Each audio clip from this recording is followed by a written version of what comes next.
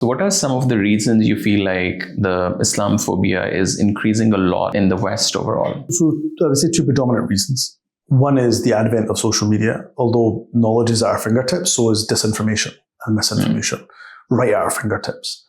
But it's much more convenient to blame Talha, who's got a beard, a funny sounding name, and a different colour of skin.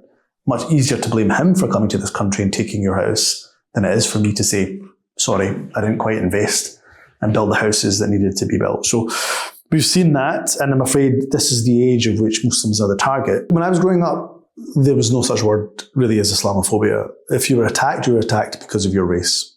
You know, they'd be swear words around your race and abuse to do with your race. And then, of course, 9/11 happened, and it turned from being a Paki into a terrorist. They switched the lexicon. So they found another reason to hate you, and it was more to do with your faith.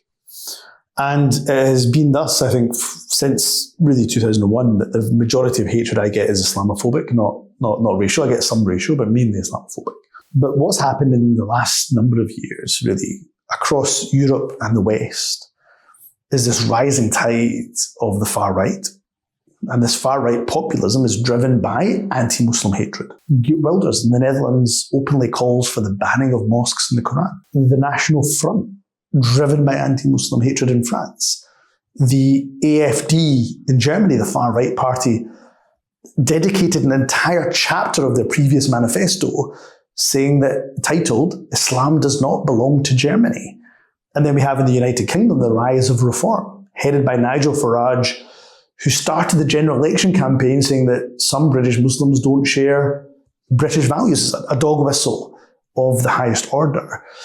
And of course, after the tragic incident, terrible killings in Southport, where misinformation was deliberately spread, including by the owner of X, the richest man in the world, but that led to bricks being thrown through mosque windows, Muslims being targeted with violence in the street, and a hotel full of asylum seekers almost set ablaze.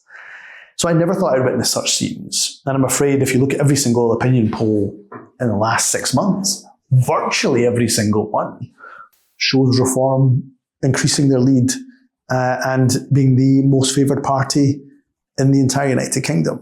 So there's no way, I'm afraid, things are getting better. I'm afraid things are getting much worse.